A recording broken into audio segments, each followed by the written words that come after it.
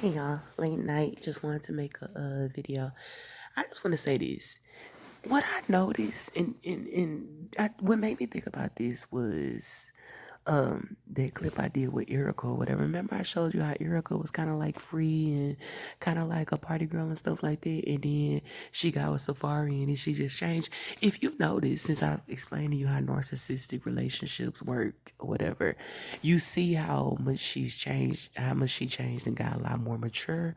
It's because when you're dealing with narcissists or whatever, in any type of way, whether it's gang stalking, whether it's a relationship, whether it's with just somebody in general, when you're dealing with a narcissist, you take up on the role of an adult, and it's like you're dealing with a child or whatever, but a child, a bad seed type of child or whatever.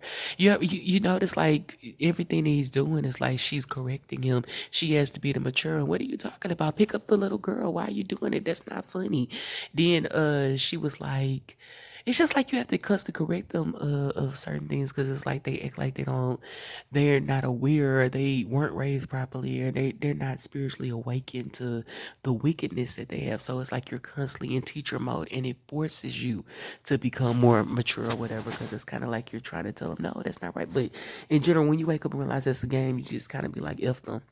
Same with gang stalkers. It forces you to mature and not really have as many outbursts, because it's kind of like, even with gang stalkers, it's like you're constantly getting on your platform, especially if you're isolated.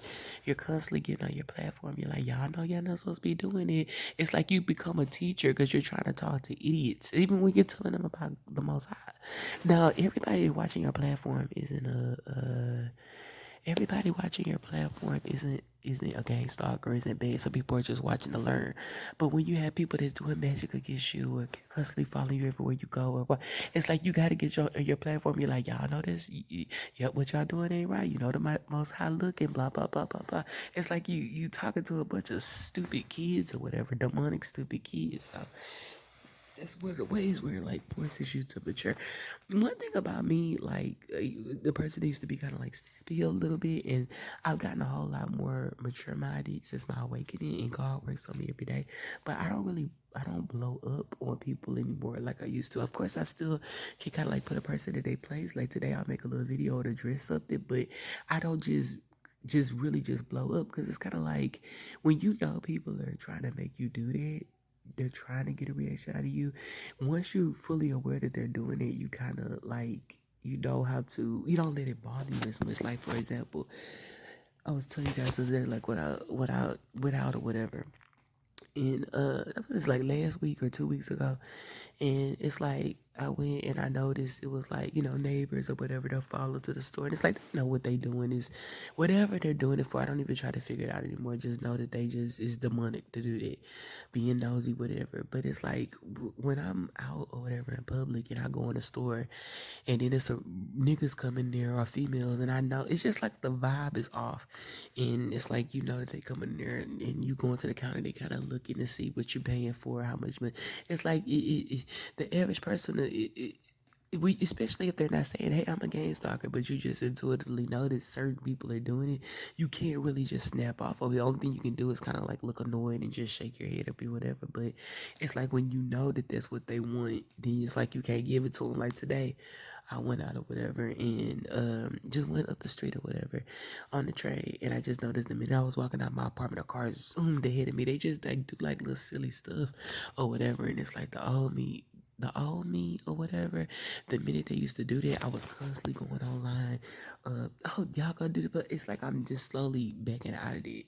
Every now and then I'm gonna get online and address it, but it's just not. It's like when people do stuff like that, it's like they trying to get a reaction out of you. They trying to get your attention. Think about it. If you were a gang stalker and somebody walked out their house, number one, if you didn't want to be seen and you didn't want them to know that they were being watched, you would do it covertly. You would wait till they walk out, especially if you didn't know their routine, and slowly come out after them, and then do it in a covert way, especially if you're in different cars and stuff, where they wouldn't know. When you're making yourself obviously known and seen and making it obvious, and it's like when you walk out, everybody jumping, groups of people jumping in their car and pulling. It's just like it's covert, but it's obvious.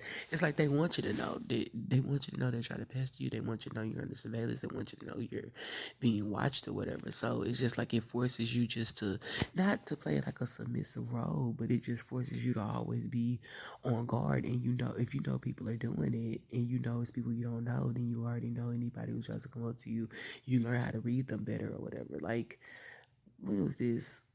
2, 3. Now this was like 3 weeks ago. I was catching the bus or whatever, and I noticed I just feel my surroundings good, even if people don't see me constantly looking around. And it's a car I always see that follow me, a black car all the time. And then I saw somebody, let's just say somebody in this area that was, asked me if I need a ride, and it's like no, because it's like I know game, I know setup, I know somebody, a guy coming up to me and other guys circling the block to look and see what she gonna say. Is she gonna try to? Is she gonna talk to? If she gonna get? No, it's like no. It's I have a certain type of and it's not even men or whatever, because I'm a straight woman and I'm a very spiritual woman, and I'm also an introvert. So I don't being celibate and not dating, that may be a problem for other people, and other people may speculate and make up in their mind whatever reason they want to say. I choose to not talk to people because I don't trust people, whatever. And when you're constantly being watched, it forces you to become wiser.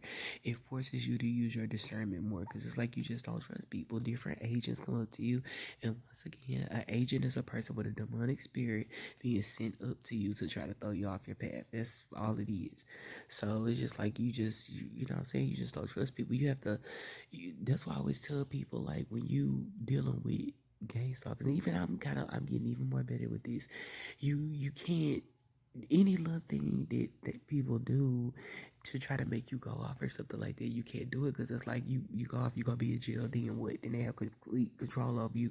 You're not supposed to let nobody just trick you. Now I could talk crap all day, and even that's a limited, because after a while I just start ignoring people if I find out they just really really silly. But it's like you can't, as a guy being gay stalked, you can't be like just playing into it, because as a man they're like more, it's all about their manhood. They're more like, oh, I'm protect my manhood. Ain't nobody gonna talk to me crazy or to my dude talking about they gonna knock me out. Okay, come knock me out. We gonna see. We gonna scrub, and that's fine. But remember, you have agents after you, and you don't want to ever be in a position where somebody go to you and they make you feel like you gotta prove yourself, and so you gotta knock them out. Or you feel like it's not nothing about that. It's just like you have to know this is a setup. It's a different set of rules that you have to go by, or not even rules. It's just you gotta go by doing things a different way when you're being targeted, because they'll look for anything, especially if you speaking on stuff that they don't want to be known. So we'll just say that. But yeah, I just wanted to make this little late night post. I just don't trust anybody. It's like gang stalkers, they're gonna keep on following, they're gonna keep on gang stalking until the Most High is done with it, is done and ready to wipe them out or whatever. But usually when gang stalkers are still stalking you and stuff like that, because remember I told you God doesn't let anything happen without a reason, it's because he's still teaching you something. It's still something you gotta know. It's still, because you gotta think about it, when you being gang stalked and isolated. I told you part of the lesson is you're learning who is there for you, who has your back, who sided with you, who is not, who kind of like abandoned you. That it's like you have to see that or whatever. So when the Most High gets ready to take you out, you won't feel no type of sympathy for the people that left you for dead if they ever need help or something like that. And that's why I always tell people, don't ever be too high mighty or whatever, or think that you too much or whatever, more than what you are, and that you're untouchable, and that God can't never knock you off and make you never know, you might end up, something crazy could happen, and you could just end up get knocked off, lose everything that you have, and end up homeless on the street.